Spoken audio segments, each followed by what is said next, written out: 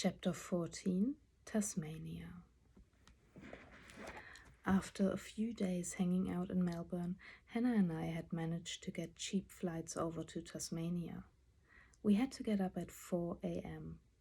Having to keep an appointment after weeks of not having to do so was something. It kind of brought me back to real life for a moment. After a short and turbulent flight, we landed in Hobart, a microscopic airport that did not even have baggage claim. Luggage was just thrown in a pile and you had to rummage through to find yours. There was a free shuttle bus into town which we gladly took. Our most knowledgeable companion, the Lonely Planet guidebook, recommended a quaint hostel near the outskirts of town. So, after the bus dropped us off in the center of Hobart, we had to shoulder our insanely heavy 60-pound backpacks plus several plastic bags full of completely unnecessary but we thought essential stuff we'd gathered over the past few weeks. Then make our way to the hostel. Our sense of direction was spectacularly bad. We wandered aimlessly around, trying to find Goulburn Street, a dazzling name for a street if you ask me. I was expecting gravestones, spider webs, and the undead, but then the H was missing from the street name.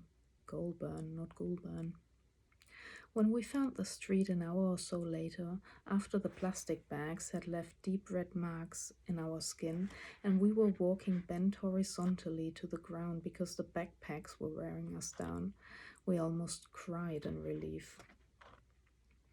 Goulburn Street was not only long, but as steep as the finest streets that climb the hills of San Francisco, the ones that the tourists love to see. I would have found it picturesque had I not had 80 pounds total to carry. I just wanted to give up, sit down, look pitiful, and wait for a kind soul to pick me up. But that wasn't an option, as it was quite cold in Tasmania, and I was not the kind of person to welcome pity or charity. After what seemed like an epic hike through Mordor, but probably was only 45 minutes in real time, we arrived at the cutest little hostel and instantly felt rewarded for our pains.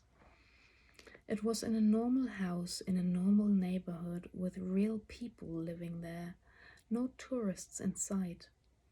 Entering, I felt like I was visiting my grandparents' house.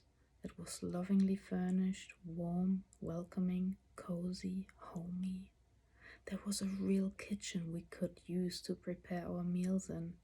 Flower-patterned oven dishes with ornate spoons, eating from real porcelain plates with silver cutlery. It was a fanciful heaven. Hobart became the first city, or rather town, of Australia where I felt I could live. The neighborhoods were nostalgically attractive. Residents put so much love, care, and pride into their front gardens that Hobart shone with flower bed upon flower bed and smelled of their sweet scent. It gave the impression of a sleepy and quiet sanctuary away from all the hustle and bustle. My sort of thing. Young kids and old people would instantly fall in love with Hobart, never wanting to leave. I often think I must have been born old, or I never grew out of my childhood. Whatever it is, I'm attracted to all of these things too. We didn't stay long though. With no farm jobs in sight and the money dwindling, we did the only sensible thing. Not. We hired a car so we could see more of the fascinating island of the south coast of Australia. First, we went to the Tasman Peninsula, which extends into the Tasman Sea in the southeast corner of Tasmania. We wanted to visit the infamous prison of Port Arthur. We drove past nature's finest sights on Tasmania, the Blowhole, the Tasman Arch, a tall natural bridge in the sea cliffs, and Devil's Kitchen, a deep trench without an arch that had also been carved out by the Tasman Sea.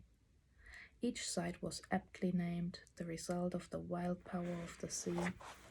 Waves crashed and splattered loud and uncontrollable. Standing at the edge of those natural artworks was deafening as the sea roared at us. Just in time for twilight, we arrived at Port Arthur, the infamous historical site. Ruins upon ruins lay before us, over 200 years old. For decades it had been a place of punishment and pain, an ultimate site of human darkness. Today it looks beautiful, enchanting even, when tinged in the sun's last rays of colorful light. When the sun had completely set and only darkness was around us, we had the bright idea to join a ghost tour by candlelight through this supposedly haunted place and into its eerie past. Well, let me tell you at this point that I did not even watch scary movies. Even the Gremlins scared me to death. I have no idea what on earth I was thinking when I embarked on this ghost venture. The sheer thought of it makes me want to hide under my blanket. The tour went through some of the most important ruins. The guide simply told us stories of the past, stories that had actually happened. He did not need to invent anything spectacular or exaggerate to make our skin crawl. We heard the true tales of families living here, soldiers who worked here, and inmates who often did nothing worse than to steal a loaf of bread from hunger. Some were just kids. There was a cannibal here too at the other extreme. The wardens were often more criminal than the inmates if we look at what they did to the human beings under their care. As there was no civilization near Port Arthur, they could get away with medieval tortures. They were like kings, no one could dispute them. They forgot what was decent, a place of utter horror. Many of today's employees of Port Arthur claim they have seen ghosts. Some even quit their jobs because they couldn't handle it. Make of it what you wish. I'm not a firm believer in ghosts, but I get scared easily, and the fact we had to camp in the car with no civilization anywhere near Port Arthur was terrifying. Hannah and I decided to leave the car parked in front of the visitors center.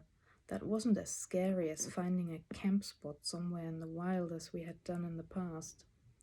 Relieved by our plan, we fell asleep.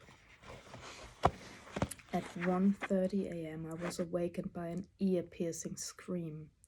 Hannah sat upright in the car, staring wide-eyed out of the car window. I had to think quickly. What did we have in the car? Something suitable for knocking someone out? Everything I had ever heard or seen about self-defense I recalled, like a reflex. I was ready to beat someone up and defend us by any means that I had at my disposal, which weren't very many. But could you knock out a ghost? Could you scratch a ghost with a set of car keys, or hurt it with a plastic knife, or strangle it with the string of my sleeping bag, should I ever be able to pull it out quickly enough?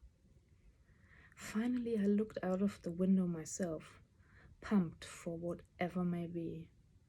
Within a split second, all the adrenaline left my body as quickly as it had entered when I stared into the flashlight and the face of a Port Arthur employee.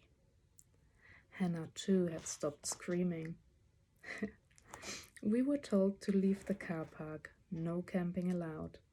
It took us a good 20 minutes to get out of our sleeping bags, put the seats back into position, and find our shoes. When we were finally ready to drive off, we could not figure out how to turn on the car lights. At this point, the poor employee probably wished he had just let us be. Annoyed, he showed us where the light was, and after another 10 minutes, we finally drove off into the night, the dark and eerie night. It was a pitch black and full of animal noises night. I was nearly peeing my pants with fear. Hannah drove into the nearest forest, dumped the car between some trees, put the seat down, zipped up in her sleeping bag, and was asleep within minutes.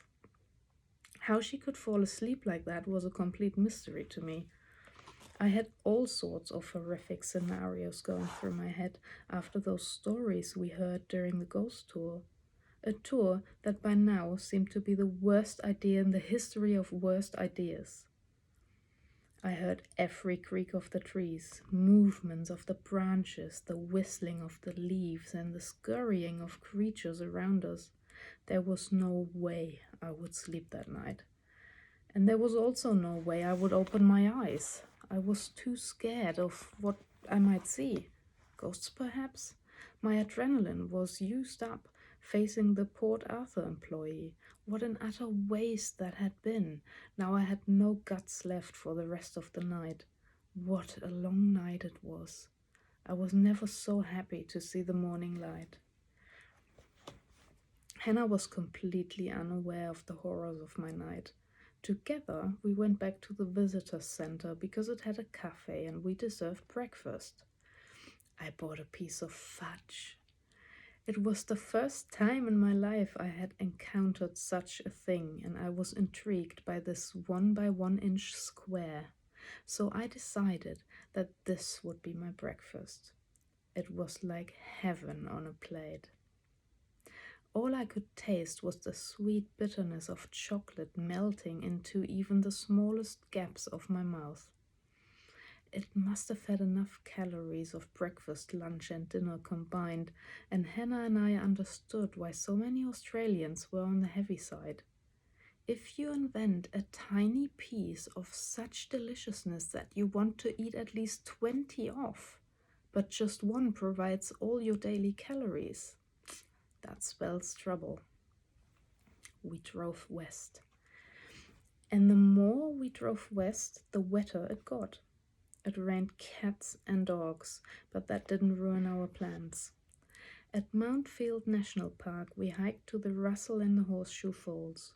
Both were very easy to reach, just a bit slippery in the rain.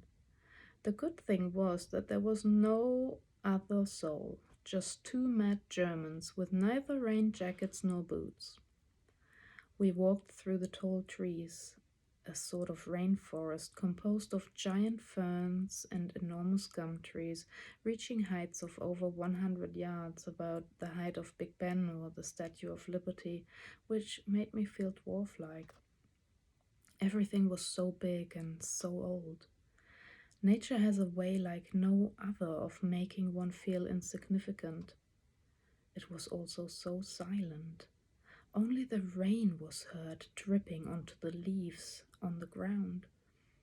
Any other noise was drowned out. Stillness.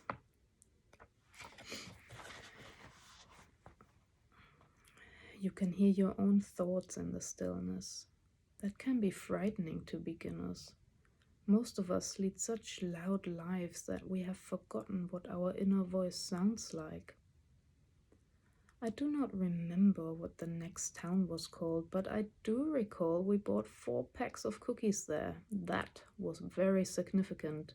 They were on sale and one had to be frugal.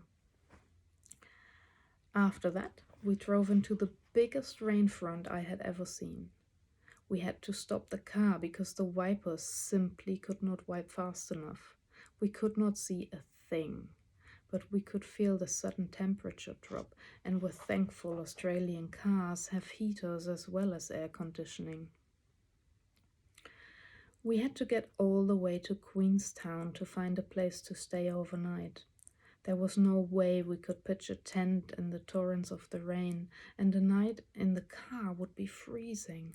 The sleeping bags we had were geared for summer temperatures because, we were in Australia, it was supposed to be hot. For hours we drove at snail pace through the torrential rain, through Gordon Wild River Park, a World Heritage Area of which we saw nothing.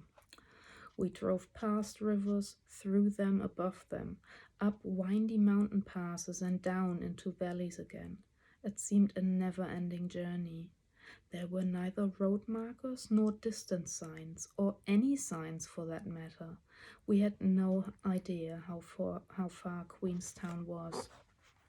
Then, all of a sudden, out of nowhere, there stood a sign reading, "Welcome to Queenstown."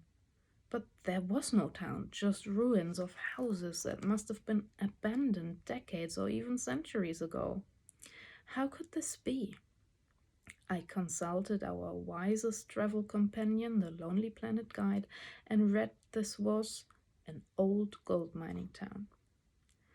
With alarm, the thought that this was a historic site, not a living town, sprang to mind, and I saw the chances of a warm and dry sleeping spot disappear. We drove on for a bit, planning to find a ruin that still had a roof. After another mile or so, there was a second sign, identical to the first, reading, "Welcome to Queenstown," again. We felt hopeful once more, and luckily, there was a real live town behind the next hill. The big dot on the map was not a ghost town after all, but it wasn't exactly bustling either. Indeed, it was rather small, so small that there was nothing, not a hostel nor anything else still open that evening. We found something that looked like old miners' barracks. Through the windows, we saw primitive wooden beds and old woolen blankets, and dust 1/2 inch thick. The place must have been deserted for years, maybe even decades. It had a ghostly museum-like feel. We figured it was still better than the wet outside or the cold car. After making our way around the outside of the building, we found no open door, so we broke through one. I believe all humans have equal portions of good and evil within them. Depending on the type of life they lead, one side of a person becomes stronger, but the other never really disappears. So there's good and evil people and evil and good people.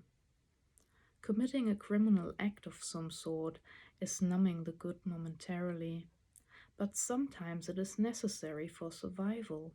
The world is not black and white. As the door pushed open, a musty smell greeted us, and the damp air was chilling. I wondered how many miners had to spend their nights there, and if even one had made his fortune. It was more likely they died of some miserable disease. To this day there are gold miners in Queenstown. There was no heat or electricity.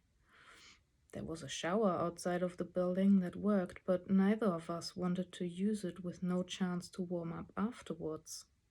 But after a few days of washing at public toilets, the desire for cleanliness won, and we braved the elements and the shower, all the while telling ourselves how much better we'd feel afterwards and how we'd warm up ever so quickly. Needless to say, we were chilled to the bone after the shower. We were shivering like leaves on a tree. Desperately searching for heat, we explored the site and found an old kitchen. To our surprise, it had power, and Hannah had a hairdryer. I cannot even begin to describe the joy this hairdryer brought to us. It was so warm and so wonderful that we completely forgot our filthy, strange, deserted surroundings. It was one of those most glorious moments of my life, to dry my hair and warm my body with a hairdryer in an old miner's barracks in rainy Queenstown, Tasmania. After drying and warming ourselves, we dusted off the beds, crawled into our sleeping bags, and loaded some woolly blankets on top. We might as well have slept without these filthy things, because they didn't do much to warm us up that night.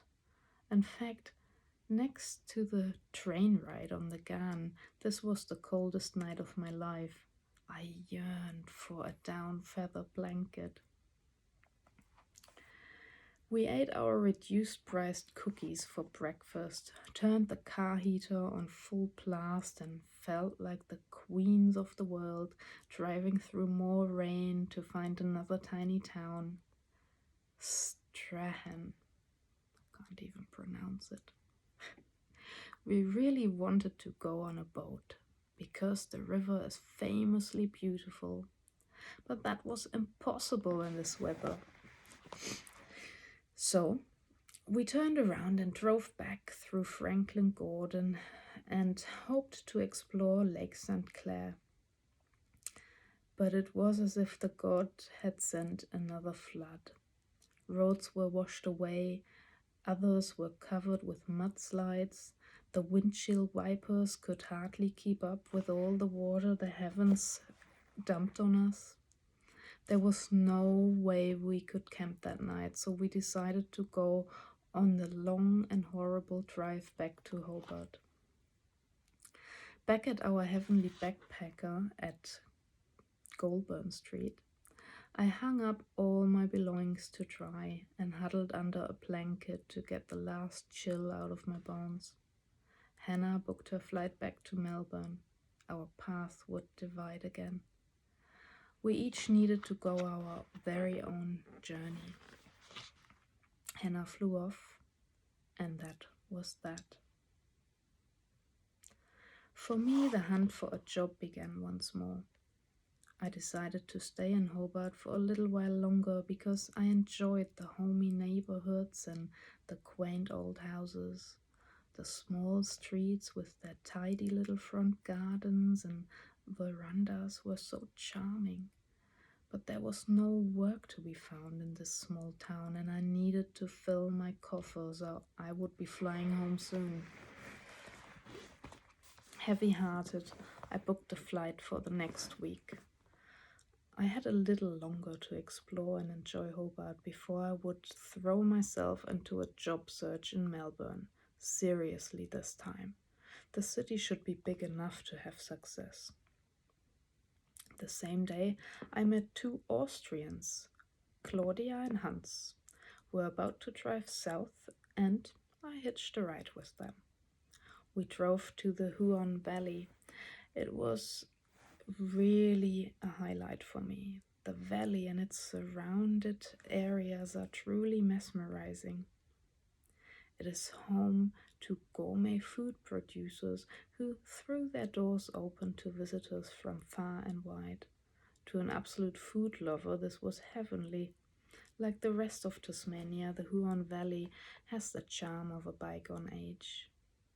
Amidst all this old worldly charm was the Tahoon Airwalk, a modern monstrosity without any charm. But this ugly construction of steel and wires offers beauty, since it enables you to walk high above ground, right up in the treetops. The bird's eye view of the river, the forest, and even the sky was fascinating. The landscape was rough and wild, totally ungroomed, and oh so green. The mossy smell that a forest only has after the rain was different up here, less pungent, fresher. The far south backpacker was our home for the night. This piece of earth seemed to smile. It was so beautiful, idyllic. Amongst the highest trees of the forest, we moved into a log cabin with a view of the river lagoon. Nothing but nature around us. I felt like I had arrived in Australia a second time. This is why I came, to breathe in silence. There was a community cabin a little walk away.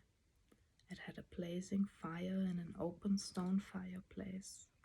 I sat there for quiet some time, staring at the dancing flames.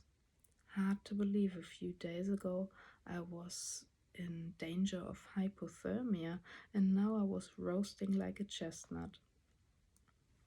The Austrians were ever so nice, just like you'd stereotype one. We hiked the South Cape Track together. Through forests and swamps we came to the ragged coast. The wind and waves smashed onto the craggy rocks as if they were out to destroy them. The ocean's effort was in vain, at least today, but over time, in a few thousand years, they will inch their way inland, ending up those hostile rocks. The plaster was deafening. I couldn't even hear my own voice. There I was, standing on the southernmost tip of the continent. It wasn't far to the South Pole, just a bit of ocean in between, a wild, dark ocean. The air smelled so fresh here. It was as if I had smelled polluted air my entire life, and for the first time I had the pleasure to take in clean, fresh air. It's like you drank 0% fat milk all your life, believing this is how milk tastes. Then you drink whole milk for the first time, and your mind is blown by the explosion of flavor in your mouth. Suddenly you know what you have been missing all your life, and it sends you batty. The Australians cooked Kaiserschmarrn, a fluffy sweet pancake with entirely too much sugar, that night. The best Austrian dish in existence, and we devoured all of it. We all went our separate ways after our short but sweet adventure together. Another goodbye, but surely there was a new hello somewhere waiting in the near future. Roaming around Mount Wellington, browsing Salamanca Market and wandering colorful neighborhoods and harbors filled my last few days. I didn't need to wait long for this new hello, this new chapter friend. Back in Hobart, at the lovely backpacker place where I felt quite at home, I met a firefighter from Melbourne. Unsurprisingly, she was of German descent. Somehow, people are drawn to their own kind. Speaking the same language unites, no doubt. But it is more than that. It is sharing the same cultural understanding. There are no surprises or disappointments because one knows what to expect. Elke, the firefighter, was searching for a new roommate for her son Kildare house in a few weeks' time. I just need to bridge a gap of 1 week in Melbourne. It would surely be cheaper and more pleasant than a backpacker, so I agreed. On the day of my flight back to Melbourne, the city I had vowed never to return to after I first left it, and was now returning for the third time, the weather was rough. So was the flight. In fact, I believe none of the passengers thought we'd survive it. We flew through a storm and the plane fell into air pockets so often and so deep that half of the passengers were throwing up into their quickly filling sick bags and the other half were screaming. On the flight of horror, I sat next to an older woman who was flying on her own as well. We just looked at each other in fear and disbelief. Not saying a word, we were holding hands, closing our eyes, leaning back, and no doubt praying to whatever power we thought would answer. Squeezing each other's hands during every new fall of the plane gave us, two strangers, the strength to be silent and calm. I felt as if this 1 hour flight was the longest I ever had. Finally, we landed in Melbourne, and a sigh of relief went through the aisles. The lady and I smiled at each other, let go of our hands, and each went our own way without ever knowing the other's name.